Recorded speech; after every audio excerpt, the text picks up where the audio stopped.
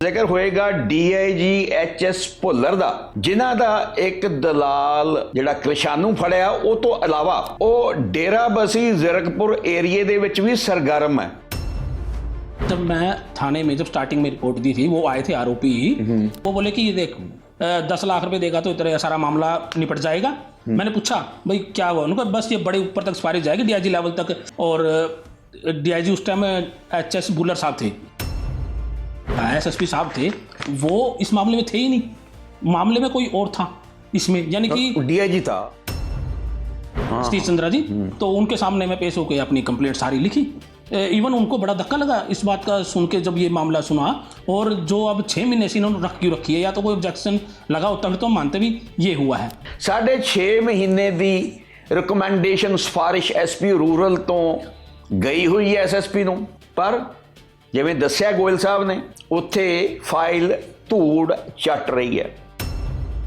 दीपक पारिक जी ने पूरी अच्छी तरह से मेरी कंप्लेंट सुनी और उनको समझ में आया भाई ये थोड़ा मामला बन रहा है, तो उन्होंने उसको SP रूरल मनप्रीत सिंह जी के तरफ मार्क कर दिया। RTI के डॉक्यूमेंट में जब मैंने देखा तो उसमें उन्होंने क्या कहा कि जो शिकायतकर्ता ने अपनी शिकायत के साथ कोई भी दस्तावेज नहीं दिए हैं। जो DSP वाली रिपोर्ट थी वो दाखिल दफ्तर कर दी। मैं तो आरोप लगा रहा हूँ कि इसने मेरे को चावल दिए, ये कह रहे कि दे दिए, तो ये तो उल्टा ही हो गया, यानी कि मैं गलत हो गया ना जी। या तो आप मेरे को अंदर कर दो या इसको कर दो जी।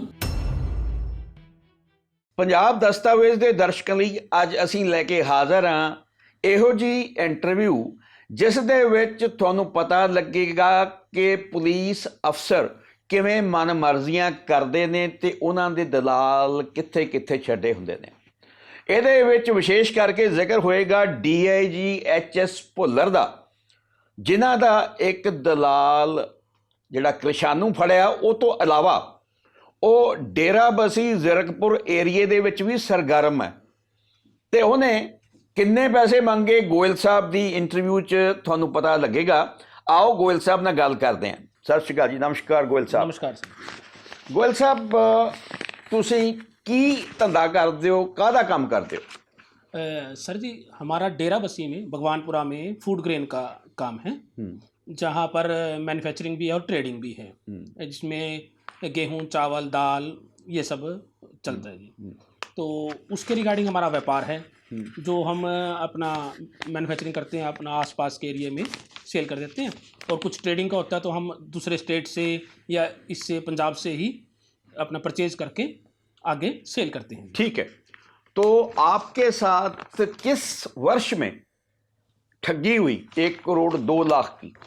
देखिए ये बात है सितंबर 2024 की।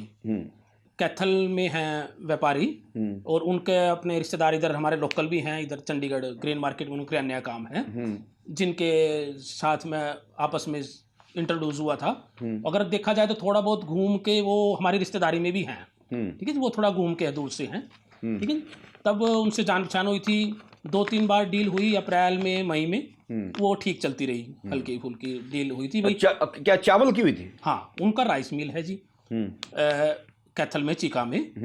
तो राइस मिल है तो वो एलिजिबल होते हैं कि कहीं से भी राइस परचेज करने के लिए और राइस प्रोडक्शन करने के लिए। और उनको कई बार सरकार से कुछ वो मिल जाता है, सब्सिडी या किसी तरह से अच्छा सिस्टम हो जाता है, जिस कारण से वो उसका फ़ायदा उठाकर आगे अपना किसी को भी सेल करते हैं। और एक अब उनका जो एक रूल रेगुलेशन होता है उसके अनुसार, तो मैं उनसे समझ लीजिए अप्रैल मई में 1-2 बार डील हुई है, उनसे अपना लिए हैं राइस और आगे सेल किया, उनके थ्रू भी किया, खुद भी किया, ऐसे चलता रहा। तो एक विश्वास बन गया था, ठीक है। फिर सितंबर की बात आ गई। सितंबर में फिर उन्होंने बताया भाई हमें राइस अच्छे रेट पर वो मिलेगा, तो हम आपको रूल रेगुलेशन से अपने बिल वगैरह से, बिल्कुल बिल से आपको माल मिलेगा। एक नंबर सप्लाई कर, 1 नंबर में आपको बिल, हम प्रॉपर बिल देंगे और उससे ही आपको मिलेगा। तो आप हमें बताएं कितने का आप लेना चाहते हैं। तो एक हमारा डील हो गई अपना 5000 MT और 4000 MT के लगभग। तो उसके अनुसार फिर मैंने उनको RTGS के थ्रू, बैंक के थ्रू पेमेंट कर दी, क्योंकि एक अगर जब सब कुछ एक नंबर में है तो RTGS के थ्रू किए, कोई ऐसा वो नहीं था। तो 3-4 बारी में पेमेंट की गई है। सितंबर की बात है, वो बाकायदा स्टेटमेंट है, उन्होंने भी दी है स्टेटमेंट। तो सितंबर में ही लास्ट वीक में एकदम मुझे ऐसा पता लगा कि कैथल में उनका जो राइस मिल है वो सरकार से डील करते थे, हैफर्ड या इनसे से। हरियाणा गवर्नमेंट, हरियाणा गवर्नमेंट, हैफर्ड हरियाणा गवर्नमेंट की है ना। हाँ बिल्कुल, हरियाणा गवर्नमेंट से डील करते थे। वहां पर एकदम उनके खिलाफ पर्चा दर्ज हो गया, केस रजिस्टर्ड हो गया, वहां कुछ उनका स्कैम वगैरह ऐसा हो गया। मतलब कि उन्होंने हरियाणा गवर्नमेंट नाल ठगी मार ली। हाँ, उनके साथ ठगी कर ली उन्होंने, उनकी फर्म और वो वही सेम मालिक सब कुछ। तो फिर मैं उनसे बात करी, मैं उनके पास भी गया, मैंने कहा यार अब तो तुम्हारा ऐसे ऐसे स्कैम हो गया, तुमने घोटाला ऐसा हुआ है, तो अब तो तुम इधर उधर हो जाओ, मेरा जल्दी से वो चावल दे दो जो हमारा मैंने पैसे दिए हैं तुम्हें, और जल्दी जल्दी मेरे को चावल, यहाँ पैसे दे दो या चावल दे दो। हाँ, या फिर अगर तुम चावल नहीं दे पा रहे, तुम्हारा ये सिस्टम गड़बड़ा गया है, तो अपना पैसे वापस करो आप।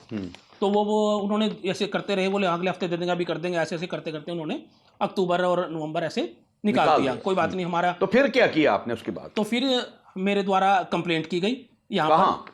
मैं जीरकपुर का मेरा रेजिडेंस था, डेरा बस्सी मेरा काम था, तो उन्होंने कहा कोई बात नहीं, जहाँ रेजिडेंस है वहाँ भी कंप्लेंट कर सकते, तो मैंने जीरकपुर कर दी थी। तो उस कंप्लेंट पर चलता रहा, बयान वगैरह लिए, ऐसे हो गया। तो कंप्लेंट DSP जीरकपुर को मार्क हो गई मेरी। फिर एक एप्लीकेशन SSP साहब को गई कि कृपया यहाँ पर थोड़ा ठीक से नहीं हो रही कंप्लेंट, तो आप आगे मार्क कर दीजिए इसी गस्टेड अफसर को। SSP कौन था तब? उस टाइम दिसंबर की बात है ये, 4 दिसंबर 2024 की। SSP IPS दीपक पारिक जी थे। ओके, ठीक है जी। तो उन्होंने DSP जीरकपुर को मार्क कर दी। वैसे मैंने अपनी एप्लीकेशन में लिखा था, थोड़ा सा रिक्वेस्ट की थी कि अदर देन जीरकपुर कर दीजिएगा, लेकिन चलो कोई बात नहीं, वो रिक्वेस्ट नहीं मानी गई, कोई बात नहीं, DSP जीरकपुर को चली गई। तो फिर वहाँ पर थोड़ा बयान वगैरह हुए, तो वैसे ही मेरे को अंदाजा था कि वहाँ के रीडर साहब बड़ा कोई बिहेव सही नहीं कर रहे थे। रीडर टू DSP जीरकपुर, ठीक है। तो उन्होंने फिर रिपोर्ट बनाई। इवन मैंने उनको ये भी कहा था जब वो पार्टी बयान देने के लिए आएगी मेरे को प्लीज़ बुला लेना, आमने सामने सारी बात हो जाएगी। वैसे होता भी ऐसा है, जब एक बार तो दोनों पार्टी को बुलाया जाता है, उसके बाद होते हैं बात। लोग उन्होंने कोई आमने सामने नहीं बिठाया, ना किसी तरह भी। उनको बुला के उनका बयान अपना जैसे भी उन्होंने लिया, क्या किया क्या नहीं किया, तो उस पर मेरे को कभी रिप्लाई दिया नहीं। मैं रोज़ जाता रहा 2-3 दिन बाद कि रिपोर्ट क्या रही क्या नहीं, मेरे को बिना बताए कुछ नहीं। 6 फरवरी को उन्होंने रिपोर्ट अपना बना के SSP 6 फरवरी 2025 6 फरवरी 2025 को SSP मोहाली ਨੂੰ ਭੇਜਤੀ।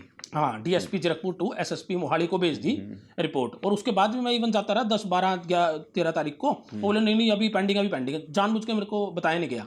तो फिर मैं उनसे तंग होके परेशान होके 18 फरवरी को SSP दीपक पारिक जी के सामने पेश हुआ उनके ऑफिस में।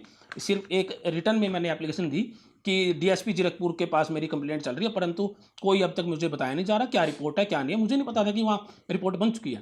तो दीपक पारिक जी ने पूरी अच्छी तरह से मेरी कंप्लेंट सुनी और उनको समझ में आया भाई ये थोड़ा मामला बन रहा है। वैसे हल्का सा भाई पैसा सुन के लगता है कि पैसे का मामला है, लेकिन उन्होंने थोड़ा बारीकी से पूछा तो उसमें उनको लगा हल्का हल्का भाई ये मामला कुछ बनता है। तो उन्होंने उसको SP रूरल मनप्रीत सिंह जी के तरफ मार्क कर दिया कि ये मैटर वो जरा देखेंगे इंक्वायरी करके भाई क्यों इतना देर लग रही है और देखो।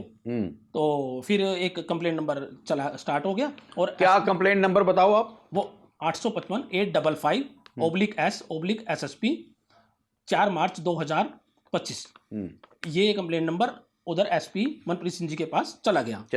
और मुझे पीछे पता ही नहीं था कि उन्होंने वो दाखिल दफ्तर का प्रोसीजर चला हुआ था। जो DSP वाली रिपोर्ट थी वो दाखिल दफ्तर कर दी। हाँ, DSP जीरकपुर। अच्छा, वो किस बेस पे की दाखिल दफ्तर? हाँ जी, वो बताओ। बिल्कुल। तो फरवरी में मैं गया 18 फरवरी को SSP के पास। इवन मुझे ऐसा लगता है कि उस टाइम SSP के माइंड में था ही नहीं कि उन्होंने दाखिल दफ्तर कर दिया। नहीं तो वो मार्क क्यों करते, जब दाखिल दफ्तर वो कर रहे हैं साथ में मार्क कर रहे हैं, ये तो बनी नहीं बात है। या तो वो कहते, उन्होंने कुछ भी नहीं कहा ये बात तो। और 99% मुझे ऐसा है कि उनके नॉलेज में नहीं थी कि जो दाखिल दफ्तर हो गई, बाकी जांच का विषय है ये तो, ठीक है जी। तो अब फिर मैं वहाँ SP के सामने पेश हुआ, अपनी सारी प्रॉब्लम बताई कि वो जो नहीं वो बात छोड़ गए। DSP ने किस बेस पे उन्होंने दाखिल दफ्तर क्यों की थी, आधार की बनाया? हाँ जी प्लीज़, क्योंकि मुझे कैसे पता लगा? मुझे पता लगा ये लगभग जब 4 मार्च को 5 मार्च को मैं उधर गया तो वहाँ से पता लगा ये तो नीचे PC ब्रांच से उन्होंने पूछा भाई दाखिल दफ्तर हो चुकी आपकी नीचे वाली, तो ये तो नहीं है। तो उसमें लिखा क्या था? हाँ, यार फिर मैंने वहाँ नीचे जाके RTI से वो ली। उन्होंने बताया नहीं मेरे को कि क्यों हुई ऐसे ऐसे ओरली, तो मैंने RTI से डॉक्यूमेंट लिए उनसे। तो RTI के डॉक्यूमेंट में जब मैंने देखा तो उसमें उन्होंने क्या कहा कि जो शिकायतकर्ता ने अपनी शिकायत के साथ कोई भी दस्तावेज नहीं दिए हैं, और जो ये है आरोपी है, आरोपी ने ठीक है सौदा हुआ था, शिकायतकर्ता ने उनको पैसे दिए थे, परंतु आरोपी ने उसमें इनको 1,36,00,000 लगभग के चावल दे दिए हैं, अच्छा, डेरा बसा। आप के जो कागज थे आपने पहले डीएसपी को दिए थे? हाँ जी, एसएचओ को भी दिए थे? हाँ जी, एसएचओ ऑफिस में भी और डीएसपी जीरकपुर को भी मैंने अपने कागज जमा कराए। बिल्कुल, आप एक छोटा सा ये चीज सोचिए कि आईओ जो होता है पहले एक कंप्लेंट सुनता है, उसके बाद सारे कागज लेने के बाद सारी समझ के ही प्रूफ तो बिना थोड़ी कोई जांच शुरू होती है, प्रूफ देते हैं सीधे। आगे वो कैसे बयान के लिए बुलाएगा जब तक मेरी बात नहीं होगी? तो वहां पर सब कुछ हुआ था। वो तो एक उन्होंने कोई सिस्टम होगा, उनका कोई क्या इंटेंशन थी कि ऐसी रिपोर्ट बनाने की। तो इसमें आरोपी ने अपनी तरफ से एक 2-3 पेज का बयान लिखा हुआ था इतना बड़ा कि मैंने तो इनको सारा कुछ दे दिया, परंतु उस बयान के लिए कोई भी कागज उन्होंने लगाया नहीं। जबकि मैंने वहाँ पर जब मैं था आईओ के सामने वो बयान दे रहा था, तब कहा था सर ये अगर ये बोल रहा है तो इससे ट्रक के नंबर, बिल्टी ऐसा कुछ ले लीजिए। हाँ, ट्रक का नंबर, ट्रक दी बिल्टी एटसेट्रा, टैक्स किथे, कोई रस्ते चों जिहड़ा हैगा टोल प्लाजा आंदा है ਉਹਦੇ ਚੋਂ ਆਉਣ ਦਾ सारा कुछ ਹੁੰਦਾ है। बिल्कुल, एक बंदा, मैं तो आरोप लगा रहा हूँ कि इसने मेरे को चावल दिए नहीं, ये कह रहा है कि दे दिए, तो ये तो उल्टा ही हो गया, यानी कि मैं गलत हो गया ना जी। या तो आप मेरे को अंदर कर दो या इसको कर दो जी। हैं, मैं तो उनको सामने कहा, मैंने कहा इनसे आप पूछिए, ये कागज जो लिख रहा है यानी कि आपको लिखित में झूठा बयान दे रहा है, आईयू को गुमराह कर रहे हैं, तो है जी, पुलिस को गुमराह कर रहे हैं बहुत तगड़ा। तो उन्होंने उससे पूछा, वो बोला कि मैं कल जमा करा दूँ कागज, आज मैं लेके आना भूल गया। आप देखिए, लोग कैथल से आ रहा है और वो कह रहा है भूल गया। लोकल भी उसके यहीं ग्रेन मार्केट में रिश्तेदार हैं, वो भी आए थे। तो वो दिन था 4 दिसंबर 2024 का, हाँ दिसंबर 2024 की बात है, और आज का दिन। उसने कभी भी कागज उनको दिए नहीं। आईओ ने भी उसकी परवाह किए बिना एक बस उसकी बातों को सच मानते हुए, जो वो कह रहा है वो सच है, और एक दाखिल दफ्तर की रिपोर्ट बना दी, नहीं जी ये आरोपी सही कह रहा है और मेरे कह रहा है कि इसने कागज नहीं दिए। इतनी बड़ी रिपोर्ट का आप ये हो गया। फिर ਜਦੋਂ एसपी रूरल मनप्रीत सिंह को चली गई कंप्लेंट, हाँ जी 855 नंबर, फिर उन्होंने की कीता? हाँ जी, उन्होंने फिर मेरे को बुलाया और सारी बात सुनी, बड़ा अच्छा रिस्पॉन्स दिया उन्होंने। बात सुनी, बोले कि आप बताओ क्या बात है। तो मैंने उनको बताया, देखिए जी ये मामला ऐसे ऐसे जो नीचे बताया था, और वो आरोपी ये बयान दे के गया, परंतु बयान के लिए कोई कागज लगा के नहीं गया है। आप उससे एक बार कागज ले लीजिए, अगर वो कागज पेश कर देता है तो यानी कि मैं बिल्कुल ही गलत हूँ और वो बिल्कुल सही है, तो आप उल्टा मेरे ऊपर केस कर सकते हो, मैं तो यहीं बैठा हूँ, और नहीं फिर आप उस पर करो जी। वो बोले बात आपकी ठीक है। तो उन्होंने उसके लिए फिर रिटर्न में उनको सम्मन दिए आरोपी को, लगभग 5 या 6 बार मेरे पास। डेट बताइए आपने। सम्मन मार्च से शुरू हो गया, आखिर तक 6 सम्मन गए। हाँ जी, वो आए नहीं। हाँ, एक सबसे पहले वाले सम्मन में हम दोनों को बुलाया था, शिकायतकर्ता और आरोपी को, क्योंकि वो दोनों आमने सामने करना चाह रहे थे। मैं तो चला गया था, मैंने अपना बयान दे दिया वहाँ पर, परंतु वो आए नहीं थे। ठीक है जी, फिर वो उसके बाद भी सम्मन देते रहे उनको, वो अपना को ना तो फ़ोन पे कोई जवाब दे रहे थे रीडर साहब को, ना कोई आ रहे थे। तो फिर मैंने एसपी रूरल जी को कहा, देखिए जी एक चीज छोड़ गए हैं बीच में। हाँ जी प्लीज। जब डीएसपी के पास मामला चल रहा था जीरकपुर में, तो वहां हरचरण भुल्लर जो डीआईजी अभी गिरफ्तार हो चुके हैं, हाँ जी, हाँ जी, उनका आपने कुछ जिक्र किया था जब हम बैठे बात कर रहे थे, उसके बारे में बताइए। बिल्कुल, ये तो एक बहुत ही ज़्यादा और बड़ा पेचीदा है। अब जब आपने जिक्र कर दिया तो मैं बता ही देता हूँ। हुआ ये था, जब मैं थाने में जब स्टार्टिंग में रिपोर्ट दी थी, वो आए थे आरोपी, तभी वहाँ पर प्राइवेट पर्सन, जो कि मतलब उनसे तो मिलता रहता था वहाँ के पुलिस वालों से, लेकिन वो सरकारी बंदा नहीं है, जिसका नाम पी से शुरू होता है, पूरा नाम नहीं लेंगे। हाँ जी, पी से स्टार्ट होता है। तो उसने मुझे कहा कि उनको वो तो एकदम, आप पैसों का मामला सुनते ही आपको पता ही है इस तरह, वो बोले कि ये देख 10 लाख रुपए देगा तो इतना सारा मामला निपट जाएगा है। मैंने हाँ यार, उस टाइम मैंने सीरियस नहीं लिया, मैं यार बोलता रहेगा, मेरे तो सारे कागज बढ़िया हैं। नहीं, उसने कहा था कि मैं डीआईजी भुल्लर को बात करूंगा। उन्होंने ये कहा मुझे, मैंने पूछा भाई क्या हुआ, उन्होंने बस ये बड़े ऊपर तक सिफारिश जाएगी, डीआईजी लेवल तक सिफारिश होगी, और डीआईजी लेवल तक का मैं सिस्टम है मेरे पास है। और डीआईजी उस टाइम एचएस बुल्लर साहब थे, रोपड़ रेंज के। हाँ, मोहाली हेडक्वार्टर में बैठते हैं, वो थे। मैंने उस टाइम सीरियस नहीं ली, मैंने कहा छोड़, ऐसे ही मारता है, वही मेरे पैसे 40-50 रुपये लेके चलता बनेगा है। तो मैंने कहा चल देख लेंगे, कोई बात नहीं। वो बोले कोई बात नहीं भाई। फिर वहाँ पर डीएसपी जीरकपुर के पास भी मिसबिहेव से होने लगे और वहाँ रिपोर्ट्स होने लगी। मेरे को थोड़ा थोड़ा उस टाइम लगा, मैं यार इसकी बात तो चल रही है, सही बात हो रही है, मेरी फेवर में चल रहा। और उसने ये भी कहा अगर नहीं दिए तो ये केस दबा के भी यार तू कहीं से निकलवा के दिखा दियो अपना ये कि केस फिर कैसे एफआईआर दिखा दी। होगी नहीं। हाँ, ये एफआईआर भी नहीं होगी और तेरा तेरी समाधान नहीं होएगा और ये करके दिखा दियो, हम भी खड़े हैं। मतलब मैं उस टाइम थोड़ा सा तो लगा भाई ये बोल कैसे रहा है, फिर भी मैंने सिर से मैंने कहा चल रिपोर्ट बनी तब देखेंगे। तो वहाँ से जब डीएसपी की रिपोर्ट वहाँ बनी, मार्च की बात है, मार्च 2025 की बात है, तब हल्का फुल्का मुझे लगा है। तो मैं 18 फरवरी को एसएसपी दीपक पारिक जी के पेश हुआ था है, बट उन्होंने तो बहुत अच्छी तरीके से बात करी। इसका मतलब मैं लगा ना जी एसएसपी साहब तो बिल्कुल सही बात कर रहे हैं, और उन्होंने तो मेरी रिक्वेस्ट पे आगे मार्क भी कर दी। तो मामला क्या था, ये एसएसपी जो ऑफिस था, एसएसपी साहब थे वो इस मामले में थे ही नहीं, मामले में कोई और था इसमें, यानी कि डीआईजी था। हाँ, यानी कि उसको सपोर्ट बहुत बढ़िया थी, तभी वो बेफिक्र होके वहाँ पर जब स्टार्टिंग में बता रहा कि थाने में जब वो आया, आरोपी को बुलाया गया था, वो एक बहरूपी के तरीके से आया था। उस टाइम भी आईओ ने उसको कुछ कहा नहीं, नरेंद्र कुमार आईओ के सामने आया था, बट तो कुछ कहा नहीं गया, यानी कि उसके ऊपर सपोर्ट थी कोई अच्छी है। और फिर जब वो रिपोर्ट बनी, कितनी ऊपर होकर रिपोर्ट बनाई गई है, बिल्कुल रूल के अगेंस्ट में, कोई अगर देखे तो 1 मिनट में समझ जाता है। ये आप हो सकता है जिस दलाल ने आपको संपर्क किया, जिਵੇਂ ਜਿਹਨੇ ਤੁਹਾਨੂੰ ਅਪਰੋਚ ਕੀਤਾ, ਜਿਹੜੀ ਦੂਜੀ ਪਾਰਟੀ ਹੈ ਉਹਦੇ ਨਾਲ ਉਸ ਦਲਾਲ ਨੇ ਸੰਪਰਕ ਕਰ ਲਿਆ ਹੋਵੇ। हाँ, वो तो जब हो ही गया दलाल, उसको तो उससे मतलब है, उसको तो ਉਹ ਤਾਂ मतलब ਪੈਸੇ ਦਾ ਮਤਲਬ ਹੈ, हाँ, ਭਾਵੇਂ ਤੁਸੀਂ ਦਿਓ ਭਾਵੇਂ ਦੂਸਰੀ हाँ, ਪਾर्टी उनको दे। तो कोई दे दे, काम करना है उन्होंने, उनका जब सेटिंग ही ऐसी है, काम कराना या रोकना, दोनों काम है। ਤੁਹਾਨੂੰ ਇਹ ਵੀ ਕਿਹਾ ਉਹਨੇ ਵੀ ਸਾਹਿਬ ਨੇ ਹੁਣ ਤੇਰੀ ਸ਼ਿਕਾਇਤ ਨੰਬਰ ਭੇਜਤਾ ਐਸਐਸਪੀ ਨੂੰ ਵੀ ਤੇਰਾ ਪਰਚਾ ਦਰਜ नहीं होएगा। ये हुई बाद में जब, तो फिर जब आई मार्च 2025 की बात जी, एसपी साहब को मार कर देगी, एसएसपी ने मार करी एसपी रूरल को।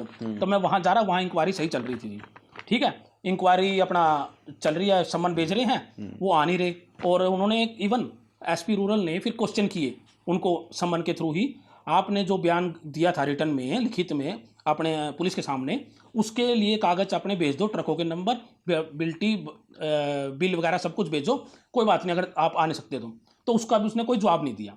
आप इससे अंदाजा लगा सकते हो, एक एसपी रैंक का ऑफिसर उनको सम्मन देके किसी को बुला रहा है, वो आ भी नहीं रहा, यानी कि उसको बड़ी सपोर्ट है, नहीं तो एक बार आके अपनी बात सच हो झूठ हो कुछ तो कहेगा। और एसपी की इसमें बेइज्जती है, एसपी का हुक्म नहीं मान रहे। इवन थाने में अगर एक कांस्टेबल भी जब किसी को ओनली फोन से ही बुला लेना जी, बिना रिटर्न में भी, तो भी एक बार तो बंदा आ जाता है, सही है कि गलत है, आगे कहता है जी मैं ठीक हूँ, मैं गलत हूँ, कुछ तो कहता है। वो 6 बार सम्मन देना, रिटर्न क्वेश्चन पूछना, एक बार भी नहीं है, उसको पता है उसकी जो सपोर्ट चल रही है भाई, ये जाके घूम के एसएसपी ऑफिस में जाएगी कंप्लेंट, वहाँ इतने वो एसएसपी साहब बदल चुके थे, ये 12 मई 2025 को एसएसपी दीपक पारिक जी चेंज हो चुके थे, ठीक है जी। तो वहाँ से फिर इन्होंने 2 महीने की इंक्वायरी करने के बाद, एसपी रूरल साहब ने 2 महीने की इंक्वायरी करने के बाद एक रिपोर्ट बना दी है। तो मेरे से बयान वगैरह ले लिए, सारी बातें पूछ ली। तो वहाँ पर जो स्टाफ होते हैं, वैसे मैंने उनको कहा कि मेरे को फोटोकॉपी दे दो, वो बोले नहीं ये ऑफिशियली ऐसे नहीं होती है। तो फिर भी मेरे बार बार कहने पे जो स्टाफ होते हैं बोले कोई बात नहीं, इसमें केस रजिस्टर्ड की ही रिपोर्ट है आपकी है, अगर सिफारिश कर दी, एफआईआर रजिस्टर कर दी। हाँ, ये भाई केस रजिस्टर्ड हो भाई, एक वो होती है धारा, मुझे तो पता नहीं थी, थोड़ा 420 409 ऐसे होती है, वो बीएनएस की थी। मतलब कि मनप्रीत रूरल एसपी ने सही काम किया। हाँ जी, उन्होंने अपना 2 महीने की इंक्वायरी करके सारी बात सुना के बिल्कुल एक रिपोर्ट बना दी, और जो स्टाफ थे वो बोले ऐसा है, कोई बात नहीं, आपको टेंशन की बात नहीं, सारा आपका मामला सही था। तो इसकी केस रजिस्टर्ड की रिपोर्ट बनी है। अब यूं है कि एसएसपी ऑफिस जाएगी, वहाँ से भी वो थोड़ा पढ़ के वो करते हैं। अब वहाँ पर कितना समय लगता है वो हमें नहीं पता भाई, हमने तो अपनी तरफ से जो रिपोर्ट बनानी थी हमने बना दी है। अब ये दसो बई एसपी रूरल तो परचा दर्ज करने की सिफारिश की रिपोर्ट कदों गई? हाँ जी, एसएसपी ਨੂੰ वो गई है जी 9 मई 2025। और अब कितने महीने हो गए जी? अब आप लगा लीजिए लगभग 6.5 महीने हो गए। ਹੁਣ ਜਿਹੜੇ ਐਸਐਸਪੀ ਹੈ ਤੁਸੀਂ ਮਿਲੇ ਉਹਨਾਂ ਨੂੰ ਤੋਂ ਬਾਅਦ? हाँ जी, हाँ जी, कितनी बार मिले? उनसे मैं लगभग 8 या 10 बार मिल चुका, जो पब्लिक मीटिंग में जब वो बुलाते हैं। तो उससे पहले मैं नीचे जो वो होता है जी पीसी ब्रांच में कंप्यूटर बैठे होते हैं लेडीज, तो उनसे पूछ के जाता हूँ भाई ये कंप्लेंट कहाँ पर है, कैसे है। वो भी मेरे को दूर से पहचान जाते हैं, दूर से मैं कंप्लेंट नंबर बताता भी नहीं, हाँ जी 855 चलो जी। और वो उन्होंने ही मेरे को बताया भाई ये तो 9 मई से एसएसपी ऑफिस पड़ी हुई है और अब तक वहीं पर है। नहीं तो मेरे को डेट का तो क्या पता होता है जी, डेट तो उन्होंने बताई है। तो फिर मैं एसएसपी साहब से कई बार मिला हूँ। हर बार पहले तो 2-3 मीटिंग में तो वो करते रहे, चलो फाइल मंगाओ, तो फाइल पता नहीं मंगाई। फिर एक बार वो बोले कि नहीं आपका मैटर तो सिविल लग रहा है, मेरे को सिविल लग रहा है। तो मैंने कहा भी दिया कोई बात नहीं सर, अगर आपको सिविल लगे या जैसे भी लगे वैसे तो देखो क्रिमिनल मैटर है, साफ साफ दिख रहा है जैसे। और साथ में नीचे से एसपी रूरल लिख रहा है कि एफआईआर रजिस्टर करो। हाँ जी। उसको भी तो समझ होगी जी ये सिविल है कि क्रिमिनल है। हाँ बिल्कुल, इतने बड़ा अफसर हैं, एसपी साहब हैं, और इतनी इंक्वायरी 2 महीने की इंक्वायरी करी है उन्होंने, सारी बातें देख के ही एक रिपोर्ट बनाई है। या तो मैंने कहा जी प्लीज़ आप, या तो फिर ये लिख दीजिए ठीक है एसपी साहब की रिपोर्ट गलत है और ये सिविल बनता है, तो फिर मैं कहीं और आगे चले जाऊँगा भाई, किसी और जिले में, या फिर आईजी लेवल या डीजीपी लेवल पे अपना चैलेंज तो कर लूँगा, कुछ तो चैलेंज करूँगा ना। अब यहाँ पर ही अच्छा, दूसरी बात ये है गोयल साहब, आपने कोर्ट में क्यों नहीं डाला अभी तक? देखिए कोर्ट का मौका ही नहीं मिला। कैसे है जी, देखिए मैं शुरू से चल रहा था हैं, यहाँ पर मान लीजिए कितना हो गया, मई तक तो वो जो रिपोर्ट चल रही, उसके बाद ये मैं कितनी बार जाता था ना, हफ्ते में पता लग जाए, हफ्ते में पता लग जाए, हफ्ते में। फिर हम यही सोचते हैं चलो यहाँ हफ्ते में पता लग रहा है, अब कोर्ट में वकील की फीस कोई छोटी तो होती नहीं थी, वैसे 20-25 हज़ार रुपये तो आम हो जाते हैं, और इतना तो मैं वहाँ जीरकपुर से वहाँ आने जाने में मेरे को भी खर्चा पड़ रहा था। तो ये यूँ नहीं थे कि यूँ कह रहे थे चलो बंद, अगर वो मान लो बंद कर देते मई में जून में, मैं अपना घर और कोई रास्ता देखता जी, ना वो बंद कर रही, ना कोई ऑब्जेक्शन लगा के उन्होंने इधर उधर करी। आप देखिए वहीं पर पड़ी है, लटकाता नहीं कह रहे जरूर है सिविल है। एक दिन मैं चला गया, अब लास्ट गया 15-20 दिन पहले, कब है ये समझिए 1-2 नवंबर की बात है शायद। तो मैं वहाँ गया, एसएसपी साहब के पेश हुआ, इवन एसएसपी साहब भी मेरे को दूर से ही पहचान गए। हाँ तेरा पता है हमें चावल का मामला है, हरमनदीप हंस साहब, हाँ जी जो नए एसएसपी हैं एचएस हंस जी हैं, तो उनसे मैं ऐसे तो कभी मिलता नहीं, 3 महीने बाद मीटिंग उसमें गया था। बोले हाँ पता है तेरा चावल का मामला है, जो तुमने चावल बेचे हैं और तुम्हारा बिल पेमेंट रहती है ऐसे ऐसे ऐसे। इवन देखिए आप, उन्होंने मेरे को ये जो स्पष्ट जो शब्द है ना, यही शब्द उन्होंने बोले, मैं हैरान रह गया।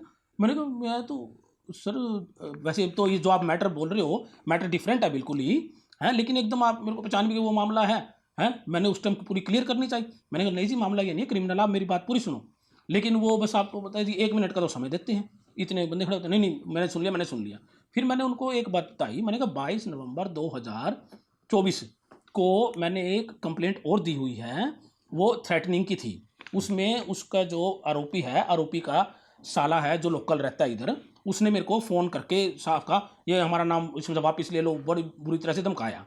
वो फ़ोन की रिकॉर्डिंग और वो कंप्लेंट नंबर बिल्कुल अलग है, वो मैंने दे दिया था।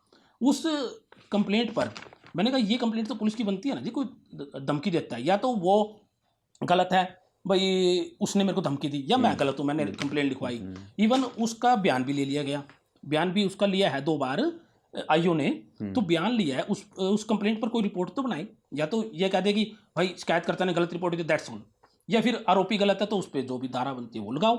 मैंने ये एसएसपी साहब को कही 1 नवंबर को बात, मैंने कहा ये वाली पे देख लो, बस वो बोले थ्रेटनिंग तो ऐसी होती है, कुछ नहीं होता, थ्रेटनिंग का मतलब ऐसा नहीं होता। और सब खड़े थे, रीडर वगैरह सब खड़े थे। मैंने कहा सर अब मैं इसमें बताओ क्या, तो इसमें बहस करूँ जी हैं। इवन रीडर बोला चलो अब इसमें क्या बहस होगी, आप जाओ हैं। तो फिर मैंने कहा ठीक है जी मैं अपना रिटर्न में चैलेंज कर देता हूँ इस चीज़ को आगे, अगर आपको रिपोर्ट बना तो मेरे लिए आसान होता है चैलेंज करना, नहीं तो फिर मैं उसके बाद इनके, फिर मैंने कहीं से पता किया, पुलिस कंप्लेंट अथॉरिटी होती है जो कि पंजाब पुलिस की जो भी एसपी लेवल से सतीश चंद्रा जी हैं उसके चेयरमैन, रिटायर्ड आईएएस अफसर साहब हैं सतीश चंद्रा जी, तो उनके सामने मैं पेश होकर अपनी कंप्लेंट सारी लिखी। इवन उनको बड़ा धक्का लगा इस बात का सुन के, जब ये मामला सुना बोले यार तो बहुत ही ज़्यादा फ्रॉड वाला सिस्टम दिख रहा है भाई, जो दाखिल दफ्तर करते हुए उन्होंने जो तरीका अपनाया है बड़ा ही गलत है उस चीज़ का, और जो अब 6 महीने से इन्होंने रखी है, या तो कोई ऑब्जेक्शन लगा होता फिर तो हम मानते भी ये हुआ है, तो उनको भी बड़ा धक्का लगा। उन्होंने तुरंत मेरी जो कंप्लेंट सुनी और साथ में ही अपने जो उनके स्टाफ होते हैं उसको ऑर्डर लिखवाया। ਤੁਸੀਂ ਆਹ ਗੱਲ ਕੀਤੀ ਸੀ ਵੀ ਦਾਖਲ ਦਫ਼ਤਰ ਮੇਰੀ ਸ਼ਿਕਾਇਤ ਹੋਣੀ नहीं चाहिए सी, गलत ਕੀਤੀ गई है। हाँ वो मैटर भी मैंने बताया, ये वो बोले कि ये भी रिपोर्ट है जो रिपोर्ट में भी बिल्कुल रूल के अगेंस्ट है, ये है उसके लिए क्वेश्चन उनसे पूछा गया है। और भाई इतना देर क्यों लगा रखी है आपने, ये वहाँ पर अगर रिपोर्ट यस बन चुकी है तो आपने देर क्यों लगा रखी है, ये क्वेश्चन उनसे पूछे गए हैं एसएसपी जो करंट है। अब वो उन्होंने फिर मेरे को कॉपी वगैरह तो दी नहीं, ऐसे कुछ ओरली मेरे को कहा भाई ये हमने उनसे पूछ लिया है और उनके पास चली जाएगी, 8 दिसंबर की तारीख है, जो हमारे पास वो रिपोर्ट देंगे कि नहीं देंगे, क्या करेंगे वो जो भी जवाब देंगे तब पता लग जाएगा। ठीक है चलो, थोड़ी मेरे ख्याल कहानी पूरी क्लियर होगी। हाँ जी बस तो उन्होंने बड़ा अच्छा डील किया था। तो ਦਰਸ਼ਕਾਂ ਨੂੰ ਇੱਥੇ ਦੱਸ ਦਈਏ ਕਿ ਜਿਹੜਾ ਵਾਈਟ ਕਾਲਰ ਕ੍ਰਾਈਮ ਆ ਉਹਨੂੰ ਪੁਲਿਸ ਵਾਲੇ ਕਈ ਵਾਰੀ ਸਿਵਲ, ਬਹੁਤੀ ਵਾਰੀ ਸਿਵਲ ਮੈਟਰ ਕਹਿ ਕੇ ਡਿਸਪੋਜ਼ ਆਫ ਕਰ ਦਿੰਦੇ ਆ। ਜਦੋਂ ਕਿ ਸੁਪਰੀਮ ਕੋਰਟ ਦੀਆਂ ਜੱਜਮੈਂਟਸ ਨੇ ਜਿਹੜੀਆਂ ਕਹਿੰਦੀਆਂ ਕਿ ਸਿਵਲ ਤੇ ਕ੍ਰਿਮੀਨਲ 'ਚ ਬਰਾਬਰ ਸਾਈਡ ਬਾਈ ਸਾਈਡ ਪੈਰਲਲ ਕਾਰਵਾਈ ਹੋ ਸਕਦੀ ਹੈ। ਹੁਣ ਜਦੋਂ ਪੈਸਿਆਂ ਦਾ ਲੈਣ ਦੇਣ ਹੈ, ਸਿਵਲ ਮੈਟਰ ਕਹਿ ਕੇ ਰੱਦ ਕਰ ਦਿਓ, ਤੇ ਫਰਾਡ ਵੀ ਤਾਂ ਪੈਸਿਆਂ ਦੇ ਨਾਲ ਹੀ ਹੋਣਾ ਜੀ। ਹੁਣ ਮੈਹੂਲ ਚੌਕਸੀ ਜਿਹੜਾ ਹੀਰਿਆਂ ਦਾ ਵਪਾਰੀ ਸੀਗਾ, ਜਿਹਨੇ ਪੰਜਾਬ ਨੈਸ਼ਨਲ ਬੈਂਕ ਨਾਲ 13,500 ਕਰੋੜ ਰੁਪਏ ਦੀ ਠੱਗੀ ਮਾਰੀ, ਤੇ ਉਹ ਜਾ ਕੇ ਬੈਠ ਗਿਆ ਸੇਂਟ ਕਿਟਸ ਦੇ ਵਿੱਚ, ਭੱਜ ਗਿਆ ਭਾਰਤ ਤੋਂ, ਤੇ ਸਾਰੀ ਭਾਰਤ ਸਰਕਾਰ, ਸਾਰੀਆਂ ਏਜੰਸੀਆਂ ਉਹਨੂੰ ਫੜ ਕੇ ਭਾਰਤ ਲਿਆਉਣ ਲਈ ਕੋਸ਼ਿਸ਼ ਕਰ ਰਹੀਆਂ। ਤੇ ਫਿਰ ਉਹ ਵੀ ਤਾਂ ਸਿਵਲ ਮੈਟਰ ਹੈ, ਕਿਉਂ ਉਹਨੂੰ ਫੜਨ ਦੀ ਕੋਸ਼ਿਸ਼ ਕਰ ਰਹੇ ਹੋ? ਸੋ ਕਿਤੇ ਤਾਂ ਸਿਵਲ ਮੈਟਰ ਤੇ ਕਾਰਵਾਈ ਕਰ ਦਿਓ ਜਿੱਥੇ ਪੁਲਿਸ ਦਾ ਦਿਲ ਕਰੇ, ਜਿੱਥੇ ਦਿਲ ਨਾ ਕਰੇ ਜਾਂ ਕੋਈ ਮਤਲਬ ਕਿ ਆਪਣਾ ਇੰਟਰਸਟ ਆ ਜਾਂ ਕੋਈ ਦਬਾਅ ਹੈ, ਉੱਥੇ ਨਾ ਕਰੋ, ਇੱਥੇ ਕਰ ਦਿਓ, ਉੱਥੇ ਨਾ ਕਰੋ। ਖੈਰ, ਇਹ ਤਾਂ ਸੀ ਕਹਾਣੀ ਅਰੁਣ ਗੋਇਲ ਦੀ, ਜਿਹਨੇ 1 ਕਰੋੜ 2 ਲੱਖ ਰੁਪਈਆ RTGS ਰਾਹੀਂ ਪੈਸੇ ਦਿੱਤੇ ਚੌਲਾਂ ਲਈ, ਤੇ ਚੌਲ ਆਏ ਨਹੀਂ, ਤੇ ਪੁਲਿਸ, ਮੋਹਾਲੀ ਪੁਲਿਸ ਉਹ ਤੇ ਹੁਣ ਤੱਕ ਕਾਰਵਾਈ ਨਹੀਂ ਕਰ ਰਹੀ। 6.5 ਮਹੀਨੇ ਦੀ ਰਿਕਮੈਂਡੇਸ਼ਨ ਸਿਫਾਰਿਸ਼ SP ਰੂਰਲ ਤੋਂ ਗਈ ਹੋਈ ਹੈ SSP ਨੂੰ, ਪਰ ਜਿਵੇਂ ਦੱਸਿਆ ਗੋਇਲ ਸਾਹਿਬ ਨੇ, ਉੱਥੇ ਫਾਈਲ ਧੂੜ ਚੱਟ ਰਹੀ ਹੈ। ਮੈਂ ਰਜਿੰਦਰ ਸਿੰਘ ਤਗੜਾ ਆਗਿਆ ਚਾਹੁੰਦਾ ਜੀ। ਸਤਿ ਸ਼੍ਰੀ ਅਕਾਲ, ਨਮਸਕਾਰ, ਖੁਦਾ ਹਾਫਿਜ਼।